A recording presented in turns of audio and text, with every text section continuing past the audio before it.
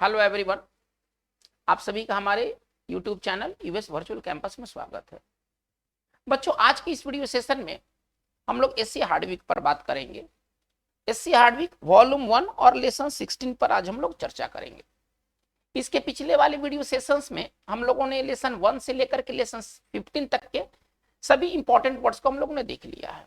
आज के इस इंपॉर्टेंट वीडियो सेशन में हम लोग टोटल 20 वर्ड्स की चर्चा करेंगे जो कि लेसन 16 से बिलोंग करेंगे। तो चलिए बिना समय गंवाए हम लोग इस सेशन की शुरुआत करते हैं। हमारा जो फर्स्ट वर्ड है वो है एकॉर्ड। हमारा जो फर्स्ट वर्ड है लेसन 16 का वो है एकॉर्ड। चलिए तो एकॉर्ड के बारे में समझा जाए कि एकॉर्ड क्या है। देखिए, एकॉर्ड जो है वो कैटेगरी से ये नाउन भी है और ये यही एकॉर्ड वर्ब भी है। तो जब नाउन के रूप में जब हम इसका यूज करेंगे तब इसका हिंदी होता है समझौता। ठीक है ना, आप एकॉर्ड का इस्तेमाल करते हैं जब नाउन के तौर पर, तो इसका हिंदी होता है समझौता, संधि। चलिए, अब समझौता कहने के लिए हमारे पास कितने सिनोनिम्स हैं, थोड़ा इसके सिनोनिम्स को देखा जाए।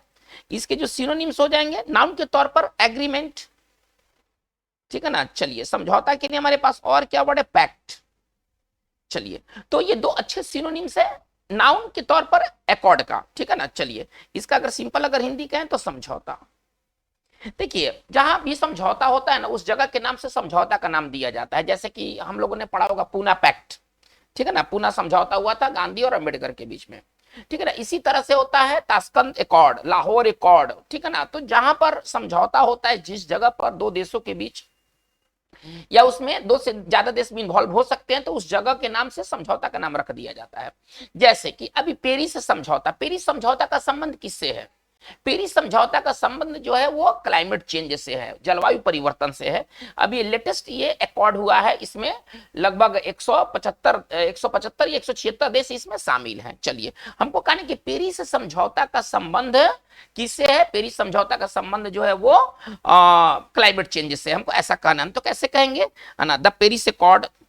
अगर इसे हमें कहना है तो हम कैसे कहेंगे, द पेरिस एकॉर्ड, ठीक है ना। चलिए, डील्स विथ, इसी चीज को कैसे लिखेंगे, the Paris accord deals with climate change. The Paris accord deals with climate change. इसका हिंदी ये निकल कर आएगा कि पेरिस जो समझौता का संबंध जो है वो क्लाइमेट चेंज से, जलवायु परिवर्तन से है। इसी तरह से आपको एक फ्रेज भी लेगा, पीस एकॉर्ड, शांति समझौता, पीस एकॉर्ड। चलिए, तो कहने का तात्पर्य क्या है कि पीस एकॉर्ड एक फ्रेज है। अब हम हम लोग एकॉर्ड को एज ए वर्ब के रूप में देखेंगे। अगर एकॉर्ड अगर वर्ब हो जाए तो एकॉर्ड का क्या मतलब है? ये तो नाउन के तौर पर था, ये तो एकॉर्ड जो था वो नाउन के तौर पर था। अगर यही एकॉर्ड अगर हम वर्ब के रूप में इस्तेमाल करते हैं तो इसका मतलब होता है देना, प्रदान करना। अगर आप किसी को कोई चीज एकॉर्ड करते हैं, आप उसको देते हैं, आप उसको प्रदान करते हैं। तो चलिए, इस बार हम लोग एकॉर्ड को देखेंगे एज ए, है ना, वर्ब। इस बार एकॉर्ड को देखेंगे एज वर्ब। स्पेलिंग वही रहेगा। देखिए, जो स्पेलिंग नाउन के रूप में कॉर्ड है वही स्पेलिंग वर्ब के रूप में कॉर्ड है।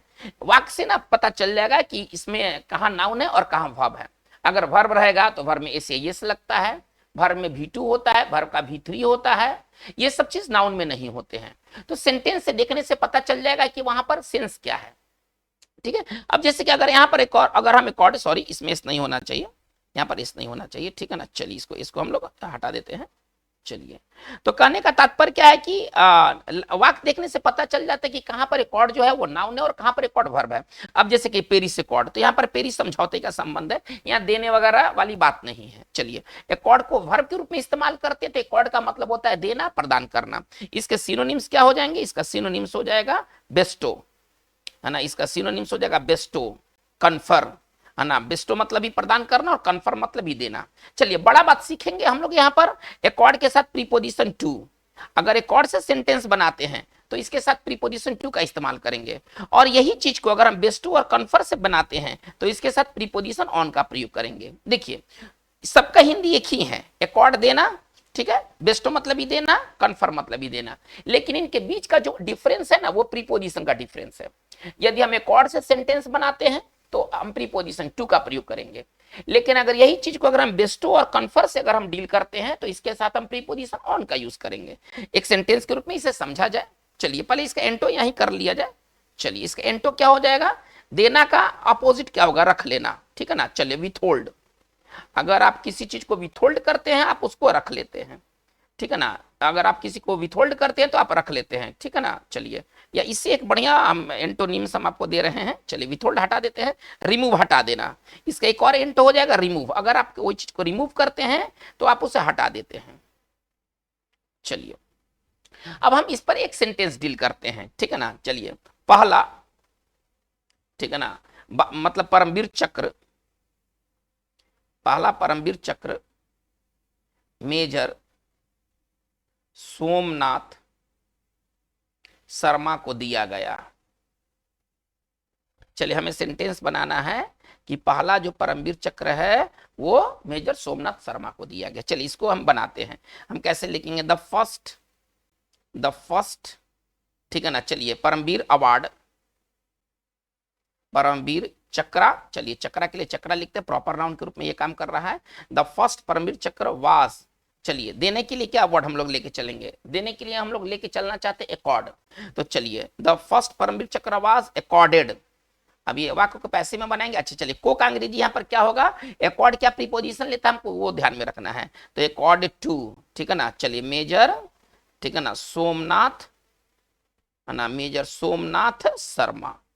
तो हमारा ये अकॉर्ड से बना। अगर हम इसे बेस्टो से बनाते हैं, इसे कन्फर से बनाते हैं, तो फिर प्रीपोजिशन हम ऑन का इस्तेमाल करते हैं। ये हमारा अकॉर्ड रहा। चलिए दूसरा वर्ड की और हम लोग मूव करते हैं। हमारा सेकंड वर्ड देखते हैं। तो सेकंड वर्ड हमारा है अकॉर्डेंस। चलिए हमारा सेकंड वर्ड है अकॉर्डेंस। चलिए इस सेकंड वर्ड को देखते हैं। हमारा सेकंड वर्ड जो है वो है अकॉर्डेंस। देखिए अकॉर्डेंस का यूज कैसे होता है ये नाउन है, लेकिन इसका यूज कैसे होता है, इसका यूज इस रूप में होता है। सेंटेंस अगर बनाना है तो हम इस तरह से बनाएंगे, इन अकॉर्डेंस विथ। चलिए इन हम इसको ऐसे बनाएंगे, इन अकॉर्डेंस विथ। चलिए इसका यूज इस रूप में होता है, इन अकॉर्डेंस विथ। चलिए इन अकॉर्डेंस विथ का मतलब क्या होता है, के अनुसार, ठीक है ना। इन अकॉर्डेंस विथ का मतलब होता है के अनुसार। चलिए अब इसके सिनोनिम्स क्या हो जाएंगे, इन कॉन्फॉर्मिटी विथ, इन कॉन्फॉर्मिटी विथ। चलिए या हम लिख सकते in line with, in line with. और इसका मतलब के अनुसार, कोई नियम कानून के अनुसार, कोई इच्छा के अनुसार, अगर ऐसी कोई बात कहना है तो फिर हम इस्तेमाल करते हैं। बहुत अच्छा इडियम है इन अकॉर्डेंस विथ। यदि कोई चीज यदि इन अकॉर्डेंस विथ होता है तो वो उसके अनुसार होता है। चलिए अगर सिंपल भाषा में इसका अगर हिंदी कहा जाए तो इसका हिंदी होता है के अनुसार। चलिए अगर हमको कहना है कि उसके अंतिम इच्छा के अनुसार उसका दाह संस्कार उसके गृह नगर में किया गया, मतलब जहां पर वो जन्म लिया था। चलिए अगर हमको कहना है कि उसके इच्छा के अनुसार, उसके इच्छा के अनुसार, चलिए उसका दाह संस्कार या उसका जो भी है दाह संस्कार या अंत्येष्टि जो भी हम कह सकते हैं, दाह संस्कार उसके गृह नगर में किया गया, गृह नगर में किया गया। चलिए अब हमको ऐसा सेंटेंस बनाना है, उसकी इच्छा के अनुसार। पहले इतना भाग उठाते हैं, कैसे लिखेंगे, इन अकॉर्डेंस विथ। अगर इसे बनाना है तो कैसे लिखेंगे, in accordance with his wish, ठीक है ना। चलिए in accordance with his wish he was cremated. दाह संस्कार के लिए थोड़ा सा वर्ड बदल देते हैं, क्रीमेट मतलब होता है जलाना, ठीक है ना। He was cremated in his home town, he was cremated in his home town. आप हिंदी को इग्नोर करके चले, दाह संस्कार का अंग्रेजी तो फनरल राइट होता है, लेकिन हम यहाँ पर क्रीमेशन का इस्तेमाल किया। क्रीमेट का मतलब जलाना, किसी डेड बॉडी को जलाने के लिए क्रीमेट, क्रीमेट का मतलब होता है ना जलाना, डेड बॉडी को जलाने के लिए क्रीमेट इस्तेमाल किया जाता है, ठीक है। उसको जलाया गया उसके गृहनगर में। ये हमारा वर्ड नंबर 2 रहा। चलिए वर्ड नंबर हम लोग 3 में आते हैं, एडवर्सरी। हमारा अगला जो वर्ड है वो है एडवर्सरी। एडवर्सरी का मतलब होता है प्रतिद्वंदी, है ना, प्रतिद्वंदी को एडवर्सरी कहते हैं। चलिए इसका सिनोनिम्स क्या हो जाएगा, इसका सिनोनिम्स हो जाएगा अपोनेंट, अपोनेंट, राइवल, ठीक है ना, एंटागोनिस्ट, ठीक है ना, एंटागोनिस्ट। ये सब का मतलब क्या है, प्रतिद्वंदी, दुश्मन, ठीक है ना। चलिए अगर हिंदी कहें तो इसका हिंदी होता है प्रतिद्वंदी। चलिए प्रतिद्वंदी नहीं समझ में आता है तो आप दुश्मन समझिए। चलिए इसके एंटो क्या हो जाएंगे, है ना, समर्थक, सहयोगी। चलिए इसका एंटो हो जाएगा एलाई। एलाई का मतलब होता है सहयोगी। बहुत अच्छा ये वर्ड है, ये बहुत अच्छा ये वर्ड है एलाई। चलिए एलाई के बाद हम लिख सकते हैं सपोर्टर। किसी का दुश्मन का उल्टा क्या होगा, समर्थक, ठीक है ना। चलिए या सहयोगी। चलिए इस पर सेंटेंस थोड़ा सा डील किया जाए। चलिए उसके राजनीतिक जो प्रतिद्वंदी हैं उसके लिए परेशानी पैदा कर रहे हैं, हमको कहना है उसके राजनीतिक प्रतिद्वंदी, हमको कहना है कि उसके राजनीतिक जो दुश्मन है, चलिए उसके लिए समस्या पैदा कर रहे हैं, समस्या पैदा कर रहे हैं। चलिए इसे हमें बनाना है। उसके राजनीतिक प्रतिद्वंदी पर इतना उठाते हैं, प्रतिद्वंदी एक नहीं है कई है, प्लुरल फॉर्म में लेके चलना है हिज। चलिए पॉलिटिकल, राजनीति के लिए क्या लिखेंगे, पॉलिटिकल। चलिए प्रतिद्वंदी एक से ज्यादा लेके चलना है तो एडवर्सरी, सरी जो है ना वाई है, वाई इसमें बदल जाएगा। देखिए प्लुरल हो गया, जो वाई होता है वो किस में, अगर उसका प्लुरल बनाया जाए तो किस में बदलता है, आईएस में। तो हिज पॉलिटिकल एडवर्सरीज आर, चलिए क्रिएटिंग, है ना, क्रिएटिंग, चलिए problems for him, problems for him. चलिए ये जो चीज है वो ये वर्ड नंबर हमारा थर्ड क्लियर हो गया है, और ये वर्ड है आपका एडवर्सरी। चलिए वर्ड नंबर हम लोग आते हैं 4 की तरफ, एग्रेसिव। हमारा अगला जो वर्ड है वो है एग्रेसिव। एग्रेसिव का मतलब होता है आक्रामक, उग्र। अगर आप एग्रेसिव है तो आप उग्र हैं, आप आक्रामक हैं, ठीक है ना, आप लड़ने पर आमादा हैं। चलिए इसका सिनोनिम्स क्या हो जाएगा, इसका सिनोनिम्स हो जाएगा होस्टाइल, है ना, वायलेंट। चलिए ये बहुत अच्छा ये वर्ड है, ये होस्टाइल बहुत अच्छा वर्ड है। वारलाइक, आप युद्ध पसंद करते हैं, ठीक है ना, बेलिकोस, है ना, ये सब का मतलब है उग्र, लड़ाकू। चलिए उग्र, लड़ाकू, आक्रामक। चलिए अब हम आगे बढ़ते हैं, इसका अपोजिट क्या हो जाएगा, इसका अपोजिट हो जाएगा फ्रेंडली, दोस्ताना। इसका अपोजिट जो हो जाएगा वो हो जाएगा फ्रेंडली, मित्रवत, दोस्ताना, मित्रवत, दोस्ताना। हमको कहना है कि लोग उसके उग्र व्यवहार के कारण उससे नफरत करते हैं। हमको इस तरह से बात करना है कि लोग उसके ठीक है ना, उग्र व्यवहार के कारण, उग्र व्यवहार के कारण उससे नफरत करते हैं, उससे नफरत करते हैं। हमको ऐसा कोई बात कहना है, ठीक है ना, लोग उसके उग्र व्यवहार के कारण उससे नफरत करते हैं। चलिए आसानी से बन जाएगा, आप लाइन के साइज को देख करके नहीं डरना है, यूज करना जरूरी है। अगर आप केवल वर्ड का केवल सिनोनिम्स एंटोनिम्स पढ़ते हैं इसका कोई फायदा नहीं है, आपको यूज करके देखना है कि इसका यूज कैसे होता है, एक सेंटेंस में वर्ड का इस्तेमाल कैसे होता है। बार बार देखने से ना वो वर्ड याद हो जाएगा एक तरह से। लोग उसके उग्र व्यवहार के कारण उससे नफरत करते हैं, पहले लोग उससे नफरत करते हैं, पहले इतना उठाते हैं, पीपल। चलिए हेट हिम, हमको कहने कि लोग उससे नफरत करते हैं। क्यों नफरत करते हैं भाई, उसके उग्र व्यवहार के कारण, बिकॉज ऑफ, के कारण, बिकॉज ऑफ का मतलब होता है के कारण। चलिए बिकॉज ऑफ हिज। चलिए अब उग्र के लिए हमें वायलेंट लिख सकते हैं, हॉस्टाइल लिख सकते हैं, ये सब हम लिख सकते हैं, बेलिकोस लिख सकते हैं। चलिए लेकिन हम एग्रेसिव लिखना पसंद करेंगे, एग्रेसिव। चलिए बिहेवियर, बर्ताव का अंग्रेजी क्या हो जाएगा, बिहेवियर हो जाएगा। तो हमारा ये एग्रेसिव रहा वर्ड नंबर, ये हमारा 4 रहा। वर्ड नंबर 5 की ओर हम लोग मूव करते हैं। चलिए एनेक्डोट। देखिए एनेक्डोट क्या होता है, किसी व्यक्ति के जीवन की जो सच्ची कहानी होता है वो एनेक्डोट कहलाता है ना। आप इसको कहिए कि कथा, इसको सिंपल भाषा में कहें कथा। वो किसी घटना के बारे में हो सकता है, किसी व्यक्ति के बारे में हो सकता है। किसी व्यक्ति या घटना के बारे में सच्ची जो कहानी होती है वो एनेक्डोट कहलाता है। ये वन वर्ड सब्स्टिट्यूशन के लिए बढ़िया वर्ड है, ठीक है ना। हम कैसे लिखेंगे, फैक्चुअल, इसको अगर हम तोड़ के लिखना चाहते तो कैसे लिखेंगे, फैक्चुअल डिस्क्रिप्शन, फैक्चुअल डिस्क्रिप्शन, ठीक है ना, of a person, of a person या इवेंट, ऑफ ए पर्सन या इवेंट, ठीक है ना। किसी व्यक्ति या घटना के बारे में सच्ची जो कहानी होती है वो कहलाता है एनेक्डोट, कथा इससे कह सकते हैं। एक छोटा सा सिनोनिम्स के तौर पर कहे तो नरेटिव, एक छोटा सा सिनोनिम्स के तौर पर कहे तो नरेटिव, टेल, ये इसके हिंदी हो जाएंगे कथा, ठीक है ना, या सच्ची कहानी एक तरह से हम ऐसे भी कह सकते हैं। सच्ची जो कहानी होती है जो किसी व्यक्ति या घटना के बारे में कहा जाए वो एनेक्डोट कहलाता है। चलिए वर्ड नंबर हम आते हैं 6 की तरफ, एंटीडोट। अब इस बार है एंटीडोट। एंटीडोट का मतलब क्या होता है, जो विष के प्रभाव को खत्म कर दे, है ना। किसी मान लीजिए कोई कीड़ा काट दिया, कोई स्नेक काट दिया किसी को, अब वो जो काट तो दिया, पॉइजन तो शरीर में फैल गया, अब पॉइजन को नष्ट करने के लिए दवा दिया जाता है, उसको कहा जाता है एंटीडोट। एंटीडोट का मतलब होता है विष नाशक, जो विष के प्रभाव को खत्म कर दे, पॉइजन किलर। अगर इसके लिए सिनोनिम्स या जो भी कहे आप, इसका एक्सप्लेनेशन कह दे, सिनोनिम्स कह दे, कुछ भी कह दे, वो क्या हो जाएगा, पॉइजन किलर। जो पॉइजन के प्रभाव को खत्म कर दे वो कहलाता है एंटीडोट, विष नाशक। इसको हम सिंपल भाषा में कहेंगे विषनाशक। प्रीपोजिशन अपने साथ यदि आवश्यकता पड़े तो टू लेगा, ठीक है ना। जैसे कि हमको कहना है, अगर हमको कहना है कि सांप के काट की दवा महंगी है, हमको ऐसे कहना है, दवा महंगी है। अगर कोई स्नेक काट दे तो उसकी दवा, तो दवा का अंग्रेजी क्या है? एंटीडोट है ना। दवा का मतलब मेडिसिन नहीं है, जो इसके प्रभाव को खत्म करे उसके लिए तो अंग्रेजी मेडिसिन थोड़े है, उसके लिए तो एंटीडोट है।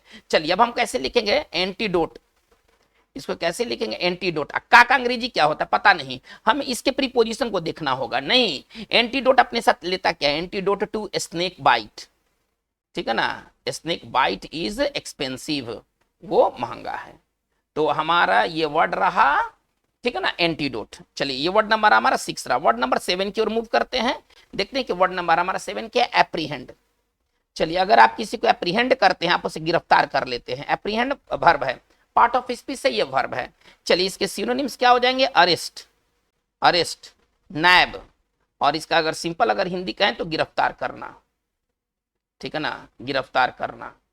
हमको कहने कि हमलावर, जो हमलावर था, जो किसी व्यक्ति के ऊपर हमला करके भागा था, उसे घंटों के भीतर, मतलब हमला करने के कांड के घंटों के भीतर उसे पुलिस ने गिरफ्तार कर लिया। हमको ऐसे कहना है कि घंटों के भीतर जो हमलावर था उसे गिरफ्तार कर लिया गया। कैसे लिखेंगे? With in hours, with in hours यानी कि घंटों के भीतर, है ना। The assailant was apprehended, the assailant was apprehended। बहुत आसानी से आप इसे समझ सकते हैं, यानी कि कुछ ही घंटों के भीतर जो हमलावर था, जो किसी व्यक्ति के ऊपर हमला करके भागा था, उसे गिरफ्तार कर लिया गया। चलिए assailant का मतलब आप समझें, हमलावर। चलिए वर्ड नंबर 8 की ओर हम लोग मूव करते हैं। तो हमारा वर्ड नंबर 8 है ऑगमेंट। देखिए अगर आप किसी चीज को ऑगमेंट करते हैं, आप उसको बढ़ा देते हैं, ठीक है ना। किसी चीज की मात्रा बढ़ा देना, किसी चीज के आकार बढ़ाना को के लिए जो वर्ड इस्तेमाल होता है वो ऑगमेंट होता है। जैसे कि अब अगर हमको कहना है कि चेस्ट बढ़ाना है, तो चेस्ट बढ़ाने के कुछ टेक्निक है, कुछ योगा है, कुछ एक्सरसाइज है। तो अब ये चेस्ट बढ़ाने में, बढ़ाने का अंग्रेजी क्या होगा? हम साइज बढ़ा रहे हैं ना, चेस्ट का साइज बढ़ा रहे हैं, तो चेस्ट को क्या करेंगे? ऑगमेंट करेंगे। चेस्ट के साइज को क्या करेंगे? ऑगमेंट करेंगे। इंक्रीज, इंक्रीज, देखिए इंक्रीज मतलब बढ़ोतरी करना होता है, लेकिन अगर आप किसी के आकार को बढ़ाते हैं तो उसके लिए बेस्ट वर्ड है आपको ऑगमेंट। चलिए ऑगमेंट का मतलब आकार या मात्रा बढ़ा देना। चलिए अब इसके सिनोनिम्स क्या हो जाएंगे? इसका सिनोनिम्स हो जाएगा आपका इंक्रीज। चलिए और क्या हो जाएगा? चलिए बिल्डअप, बढ़ाना, ठीक है ना। चलिए बढ़िया वर्ड, एक टॉप क्लास का वर्ड आपको दे रहा हूं, इनहैंस। इनहैंस मतलब भी वृद्धि करना होता है। अगर आप कोई चीज में इनहैंस करते हैं, आप उसमें वृद्धि करते हैं। चलिए इसका एंटो क्या हो जाएगा? डिक्रीज, घटा देना। इसका एंटो होगा डिक्रीज, घटा देना। तो अगर आप किसी चीज में बढ़ाते हैं, वृद्धि करते हैं, तो आप उसको क्या करते हैं? आप उसको ऑगमेंट करते हैं। ऑगमेंट का मतलब होता है बढ़ा देना। चलिए ये वर्ड नंबर हमारा 6 था, विश्नाशक, और ये वर्ड नंबर हमारा 8 है, ऑगमेंट।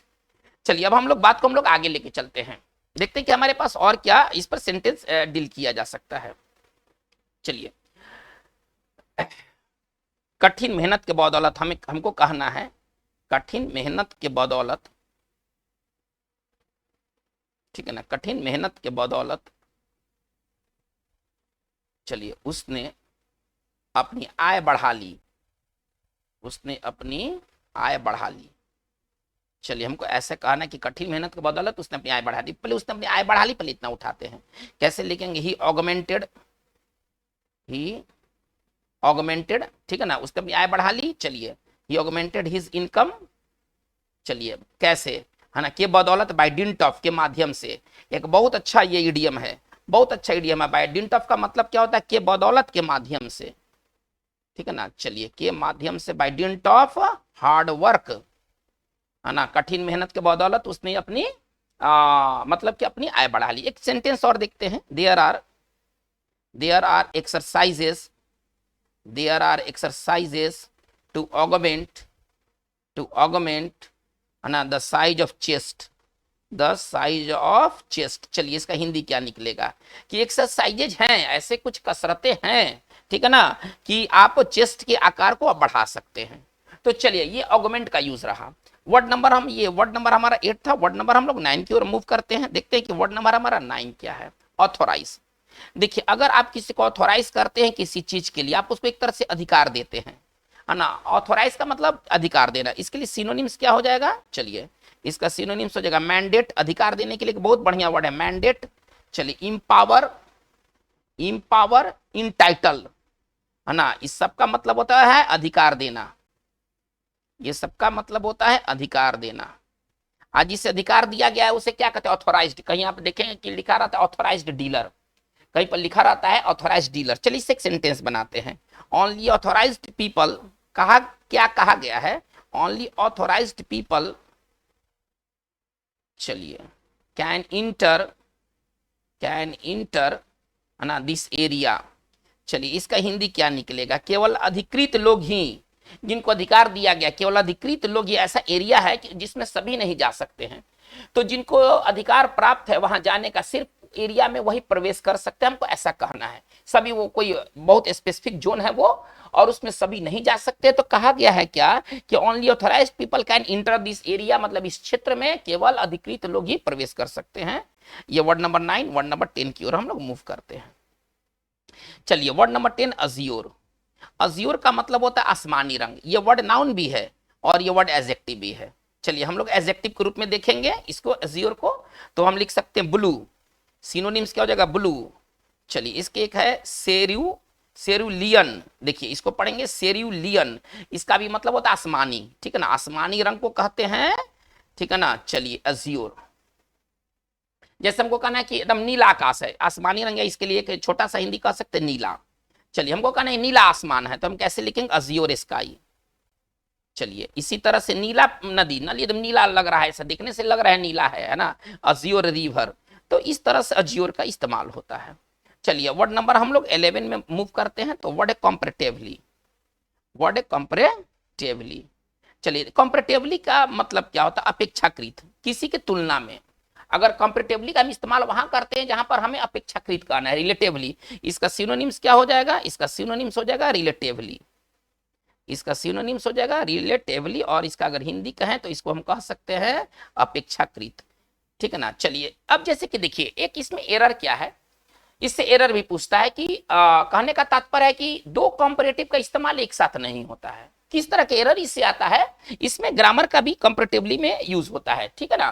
तो किस तरह से एरर आता है, एक बेसिक रूल तो हम लोग जानते हैं कि एक सेंटेंस में दो कंपैरेटिव नहीं होना चाहिए, दो कंपैरेटिव का यूज नहीं किया जाता है। जैसे कि आज हमको कहना है कि आज कल के मुकाबले ज्यादा गर्म है, हमको ऐसा कहना है। आज अपेक्षाकृत ज्यादा गर्म है, हमको ऐसा कहना है, ठीक है ना। चलिए आज अगर हमको कहना है अपेक्षाकृत, आज अपेक्षाकृत ज्यादा गर्म है, मतलब अपेक्षाकृत, यहाँ अपेक्षाकृत का मतलब क्या है, पिछले दिनों के मुकाबले, ठीक है ना। चलिए हम ऐसे लिखेंगे इट इज कंपैरेटिवली, देखिए कैसे एरर देता है, इट इज कंपैरेटिवली, चलिए हॉटर डे, है ना, हॉटर डे टुडे।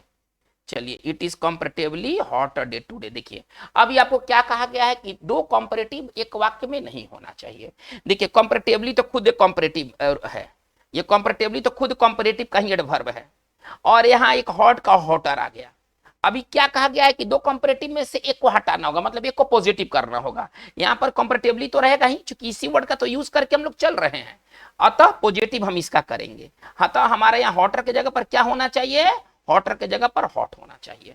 चलिए तो ये कंपैरेटिवली का यूज रहा। कंपैरेटिवली का मतलब होता है अपेक्षाकृत। जैसे आप इस वाक्य को देखिए तो ही डायड, एक और सेंटेंस देखा जाए, ही डायड कंपैरेटिवली, ठीक है ना, ही डायड कंपैरेटिवली यंग, इसका हिंदी क्या निकलेगा, ठीक है ना। चलिए इसका हिंदी निकलेगा कि वो कम उम्र में ही, अपेक्षाकृत जितने उम्र में लोग मरते हैं उसके कम उम्र में ही वो मर गया, है ना। अपेक्षाकृत हुआ मतलब वो जवानी में ही मर गया, आप इसको ऐसे समझे, इसको सरल भाषा में कहें तो वो यंग अवस्था में ही वो मर गया, कंपैरेटिवली यंग था वो, ठीक है ना। दूसरे के मुकाबले जैसे लोग यंग मतलब ओल्ड एज में मरते हैं, तो कंपैरेटिवली यंग एज में मर गया। चलिए तो हमारा ये कंपैरेटिवली का इस्तेमाल रहा। चलिए हम लोग आगे चलते, कंजेनियल, वर्ड नंबर 12। ये वर्ड नंबर 11 था, वर्ड नंबर 12 की ओर मूव करते हैं। तो हमारा अगला वर्ड है कंजेनियल। देखिए कंजेनियल का मतलब क्या होता है, अनुकूल, जो आपके फेवर में हो, है ना। अगर कोई चीज कंजेनियल है तो आपके अनुकूल है। चलिए अब इसके सिनोनिम्स क्या क्या हो जाएंगे, इसके कुछ सिनोनिम्स को हम लोग देखते हैं। चलिए कंजेनियल के हम लोग कुछ सिनोनिम्स को देखते हैं। इसका सिनोनिम्स हो जाएगा कंड्यूसिव, कंड्यूसिव अनुकूल, फेवरेबल, चलिए प्लीजेंट, ठीक है ना, प्लीजिंग, ये इसके सब सिनोनिम्स है। चलिए इसका हिंदी क्या होगा, अनुकूल, ठीक है ना, सुखद। चलिए अब इसका अपोजिट क्या हो जाएगा, ठीक है ना, अनफेवरेबल, है ना, प्रतिकूल। अनुकूल का अपोजिट हो जाएगा प्रतिकूल, अनफेवरेबल। यदि कोई चीज अगर अनफेवरेबल है तो वो चीज प्रतिकूल है, हमको ऐसा कहना है। चलिए देखिए यहाँ पर कोई भी मतलब काम करने का जो माहौल है ना, अनुकूल माहौल नहीं है। जब आप काम करने चलेंगे लोग आपको परेशान करेंगे, हरास करेंगे, आपके राह में रोड़ा बनेंगे, कई तरह के प्रॉब्लम्स क्रिएट करेंगे। हमको कहना है कि यहाँ पर काम करने का अनुकूल माहौल नहीं है हमारे राज्य में, हम ऐसा कहना चाहते हैं। रियलिटी से कोई इसका कोई लेना देना नहीं है। कैसे लिखेंगे, देयर इज नो कंजेनियल। चलिए कंजेनियल से सेंटेंस बनाना चाहते हैं, there is no congenial working environment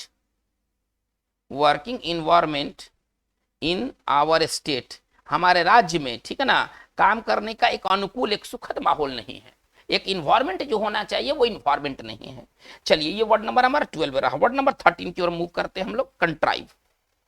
देखिए यदि आप कोई चीज को कंट्राइव करते हैं तो आप योजना बनाते हैं, ठीक है ना, आप कंट्राइव करते हैं तो आप योजना बनाते हैं। चलिए अब इसके लिए सिनोनिम्स क्या हो जाएगा, इसका सिनोनिम्स हो जाएगा डिवाइस, ठीक है ना, to think of a plan या method, to think of a plan या मेथड, ठीक है ना, योजना बनाना, बस आप ऐसे समझे, सिंपल भाषा में योजना बनाना। अगर आप कंट्राइव करते हैं तो आप योजना बनाते हैं। जैसे आप ये वाक्य देखिए तो, द प्रिजनर्स, जो कैदी थे, द प्रिजनर्स मैनेज टू, है ना, मैनेज टू कंट्राइव, ठीक है ना, चलिए ए प्लान या ए वे टू एस्केप। चलिए इसका हिंदी क्या निकलेगा, इसका हिंदी ये निकलेगा कि जो कैदी थे वो बच के निकल जाने का एक रास्ता बना पाने में सफल हुए। मतलब उन्होंने एक मार्ग बना लिया, एक उपाय कर लिया कि उनको कैसे भागना है। इसके मतलब होता है बच के निकल जाना, भाग जाना। ये वर्ड नंबर हमारा 13 रहा। वर्ड नंबर 14 की तरफ आते हैं, प्रोग्रेसिव। चलिए प्रोग्रेसिव का मतलब क्या होता है, जो आधुनिक विचार का हो। अगर कोई व्यक्ति प्रोग्रेसिव है तो इसका मतलब है कि वो आधुनिक विचार का है, ठीक है ना। मॉडर्न और एडवांस्ड इसके सिनोनिम्स हो जाएंगे। इसके अगर सिनोनिम्स के बारे में बात करें तो इसका सिनोनिम्स क्या हो जाएगा, मॉडर्न, एडवांस्ड, और अगर इसका सिंपल अगर हिंदी लिखे तो प्रगतिशील। चलिए इसका सिंपल अगर हिंदी लिखे तो प्रगतिशील। इसके एंटो क्या हो जाएंगे, प्रोग्रेसिव का एंटो हो जाएगा कंजर्वेटिव, संकीर्णवादी ये होते हैं ना, ये नया विचार नहीं रखते हैं। कंजर्वेटिव का मतलब होता है संकीर्णवादी। अगर कोई व्यक्ति अगर कंजर्वेटिव नेचर का है तो वह संकीर्णवादी वो नेचर का है। चलिए हमको कहना है कि एक प्रोग्रेसिव स्कूल है ना, वो बच्चों को वो नया मेथड सिखलाता है, नया आइडिया देता है। एक आदमी प्रोग्रेसिव माइंड का भी होता है, वो नया विचार रखता है। तो चलिए प्रोग्रेसिव एक बहुत यूज का वर्ड है, ये सारे यूज के वर्ड है। चलिए वर्ड नंबर हम लोग 15 में आते हैं, स्कॉफ। बहुत बढ़िया वर्ड, स्कॉफ बहुत बढ़िया वर्ड। ये वर्ब है, पहले तो ये समझ लिया जाए, और प्रीपोजिशन जरूरत पड़ने पर स्कॉफ के साथ एट का प्रयोग होगा। स्कॉफ का मतलब क्या होता है, खिल्ली उड़ाना, उपहास उड़ाना, मजाक उड़ाना, ठीक है ना। चलिए अब मजाक उड़ाने के लिए, उपहास उड़ाने के लिए हमारे पास कई तरह के वर्ड है, एक दो वर्ड नहीं है, कई तरह के वर्ड है। चलिए इसका सिनोनिम्स देख लिया जाए। इसका सिनोनिम्स होगा मॉक, चलिए रिडिकुल, ये सब ये स्कॉफ के सिनोनिम्स है। जियर, है ना, डिराइड। चलिए ये सबका मतलब होता है खिल्ली उड़ाना, उपहास उड़ाना। और बड़ी बात क्या है कि सबके साथ प्रीपोजिशन जो होगा ना एट होगा। हम इसमें से किसी का भी इस्तेमाल करेंगे वो प्रीपोजिशन एट के साथ इस्तेमाल होगा, ठीक है।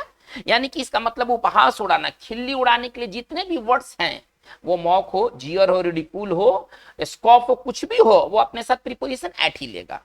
चलिए इसका हिंदी की अगर लिखने की बात कही जाए तो हम लिख सकते हैं उपहास उड़ाना, ठीक है ना, खिल्ली उड़ाना। चलिए अब इसका एंटोनिम्स क्या हो जाएगा, वेलकम, स्वागत करना। अब इसका एंटोनिम्स हो जाएगा वेलकम, स्वागत करना। चलिए ये स्कॉफ हो गया। जैसे कि लोगों ने मेरे सलाह का मजाक उड़ाया, मैंने सलाह दिया, लोगों ने मेरा मजाक उड़ाया, हमको ऐसे करना है। उन लोगों ने मेरे सलाह का मजाक उड़ाया। चलिए they scoffed at my suggestion, they scoffed at my suggestion. चलिए बहुत बढ़िया ये वर्ड है, वर्ड नंबर 15। वर्ड नंबर 16 की ओर हम लोग मूव करते हैं। ये सारे बहुत बढ़िया वर्ड है, आप ऐसे समझिए। हमारा अगला वर्ड है सजर्न। सजर्न का मतलब होता है ठहरना, ठहराव, है ना, अगर कहीं आप जाते हैं और बीच में आप ठहरते हैं तो आप सजर्न करते हैं। पड़ाव, कभी आपने सुना होगा पड़ाव, अब पड़ाव डालना होता है मेक सजर्न।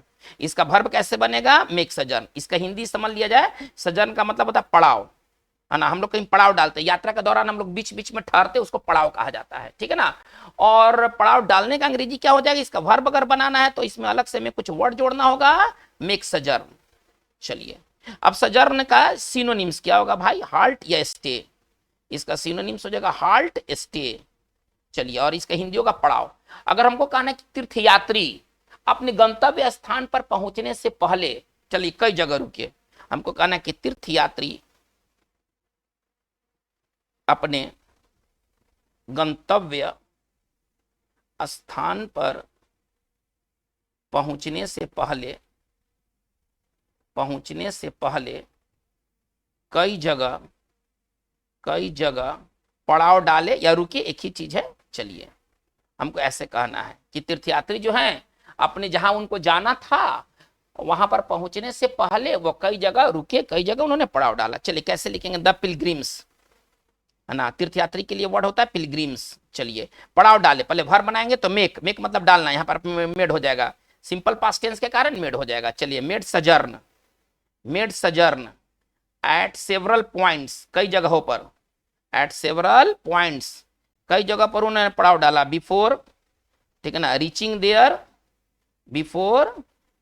देयर। अच्छा, गंतव्य स्थान के लिए एक बहुत खूबसूरत वर्ड है डेस्टिनेशन। जहां हमको जाना होता है उसका अंग्रेजी होता है डेस्टिनेशन। डेस्टिनेशन का मतलब होता है गंतव्य स्थान। चलिए, ये वर्ड नंबर हमारा 16, वर्ड नंबर आते हैं 17 की तरफ। ये सारे बहुत बढ़िया वर्ड है। सरमाउंट, देखिए सरमाउंट का मतलब होता है पार पाना, किसी समस्या पर, किसी चुनौती पर। अगर आप किसी समस्या पर, किसी चुनौती पर सरमाउंट करते हैं, मतलब आप उस पर पार पाते हैं, उस पर विजय प्राप्त करते हैं। चलिए, इसका सिनोनिम्स क्या हो जाएगा? ओवरकम। बहुत बढ़िया वर्ड है, टॉप क्लास का ये वर्ड है, ओवरकम।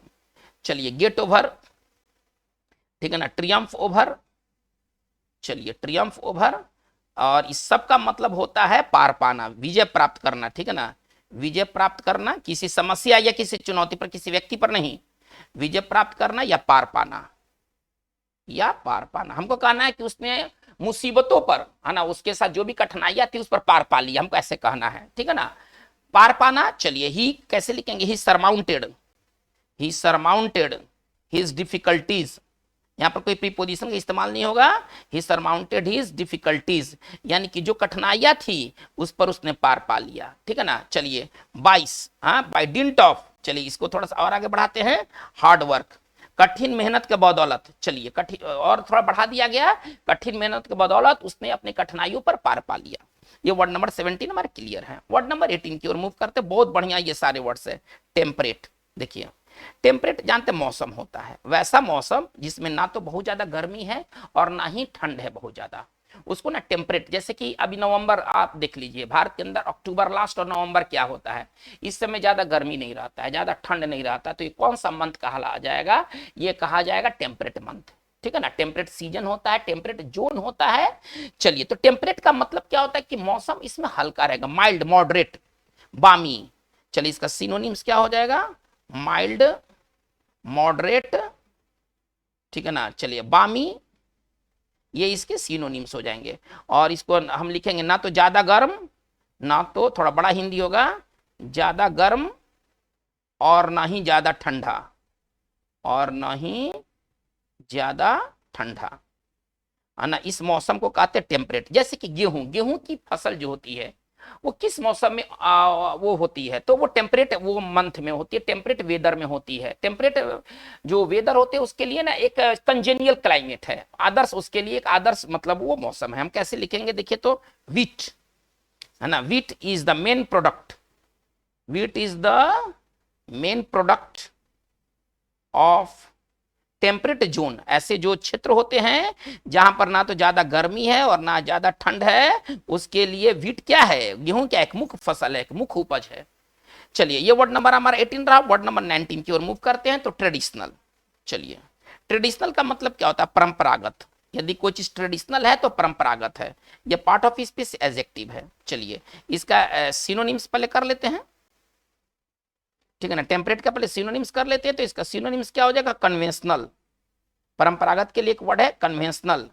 चलिए बहुत बढ़िया वर्ड है कन्वेंशनल। कस्टमरी, कस्टमरी या हम कह सकते हैं यूजुअल, ठीक है ना। चलिए ये हो गया परंपरागत। जैसे परंपरागत ड्रेस होता है, परंपरागत नृत्य हमारे यहाँ, परंपरागत संगीत है हमारे यहाँ, ठीक है ना। परंपरागत रीति रिवाज। परंपरागत का मतलब क्या है, जो सदियों से चलते आ रहा है, ठीक है ना।